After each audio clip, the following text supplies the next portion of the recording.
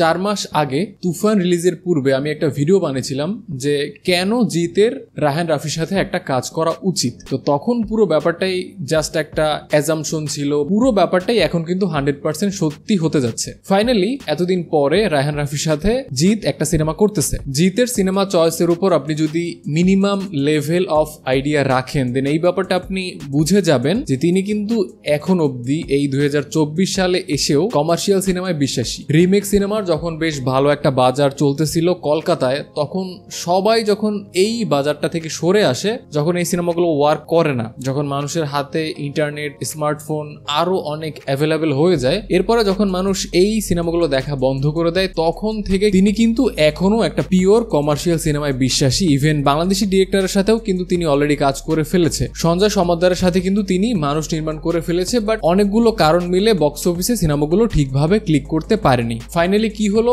তুফান রিলিজের আগে তুফানের যে ম্যাটেরিয়াল গুলো ছিল, টিজার বলেন বা ট্রেলার বলেন অথবা আপনি যদি তুফান সিনেমার কথাই বলেন, এই সব ব্যাপার কোনো না কোনো ভাবে জিতকে হয়তো আকৃষ্ট করেছে। তার পয়েন্ট অফ ভিউ থেকে যদি আমরা চিন্তা করা ট্রাই করি, তিনি হয়তো এটা ভেবেছে যে আমি এই রকম সিনেমাই নির্মাণ করতে চাই, যেটা এতদিন অবধি তিনি চেষ্টা করেও পারেনি। বাট এই সময়টাতে এসে তার মনে হচ্ছে যে রায়হান রাফি হয়তো একজন ভালো নির্মাতা, আমাকে স্ক্রিনে চমৎকার ভাবে ফুটিয়ে তুলতে পারবে। এই ভরসাটা তিনি রায়হান রাফির উপর করতে পেরেছেন বিধায় কিন্তু তার সাথে একটা প্রজেক্ট করবে, এবং এই প্রজেক্টের নাম হবে লায়ন। যতদূর শোনা যাচ্ছে এটা কিন্তু বাংলাদেশি এবং কলকাতা এই দুই বাংলার দর্শকের জন্যই বেশ এক্সাইটিং একটা নিউজ। যারা সত্যিকার অর্থে সিনেমা পছন্দ করে, সিনেমা মন থেকে ভালোবাসে, তারা কিন্তু এই নিউজটা শুনে বেশ এক্সাইটেড হবে। কারণ বহু বছর আগের একটা ঘটনা আমি আপনাকে বলি। তো তখন জিতের খুবই এভারেজ মানের একটা সিনেমা বাংলাদেশে আনা হয়, সেটাও রিলিজের সাথে সাথে যে এসেছে সেটা না, হয়তো রিলিজ দেওয়ার বেশ কিছুদিন পরেই সিঙ্গেল স্ক্রিনে সিনেমাটা আনা হয়। তো তখন এই সিনেমাটা বরিশালের একটা সিঙ্গেল স্ক্রিনে চালানো হয়েছিল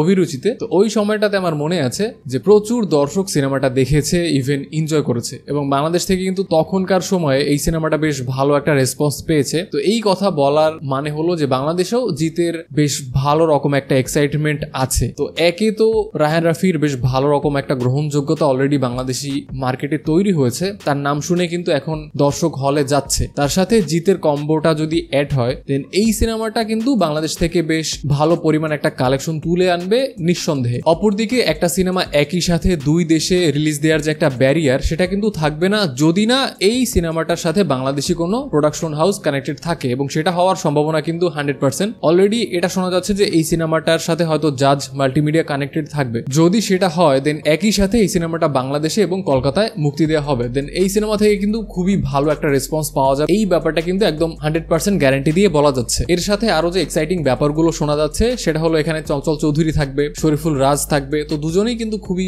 ভালো অভিনেতা। তো এদেরকে রায়হান রাফি কিভাবে ইউটিলাইজ করে এবং কে এখানে নায়ক থাকে কে ভিলেন থাকে সেটাই আসলে দেখার বিষয়। তো এই যে প্রজেক্ট লায়ন, এটা নিয়ে আমি খুবই এক্সাইটেড। আই গেস আপনারাও এই প্রজেক্টটা নিয়ে এক্সাইটেড। এখন এখানে কিন্তু অনেক জরুরি একটা প্রশ্ন চলে আসে এই সিনেমাটা নিয়ে কথা বলতে গেলে, এই সিনেমাটা বাংলাদেশি মার্কেটে এবং কলকাতার মার্কেটে কেমন কালেকশন তুলে আনবে। এখন সিনেমার সাথে বিজনেস ব্যাপারটা যেহেতু কানেক্টেড, দুইটা ব্যাপার কিন্তু ব্যালেন্সড ওয়েতে সামনে আগায়। যদি এই সিনেমাটা বক্স অফিসে বেশ ভালো একটা কালেকশন তুলে আনতে পারে, এর মাধ্যমে কিন্তু জিত বেশ ভালো রকম একটা কনফিডেন্ট পাবে। এর পরবর্তীতে এই ধরনের কমার্শিয়াল সিনেমা তিনি আরো করবে। বাট যদি সিনেমাটা ব্যাকফায়ার করে দেন সেখানে কিন্তু অল্প হলেও কনফিডেন্স কমে যাবে, কারণ এই টাইপের কমার্শিয়াল সিনেমা নির্মাণের ক্ষেত্রে কিন্তু হিউজ বাজেটের দরকার। অ্যাকশন দৃশ্য কভার করতে বড় রকম একটা সেটআপ দরকার। বড় রকম সেটআপ মানে হিউজ পরিমাণে খরচ। তো এত বড় বাজেটের একটা সিনেমার ক্ষেত্রে সিনেমাটা যদি সাকসেসফুল না হয়, মানুষ যদি সিনেমাটা ঠিকভাবে গ্রহণ না করে, দেন এখানে কিন্তু মেকাররা ডিসঅ্যাপয়েন্টেড হতে পারে। অন্যদিকে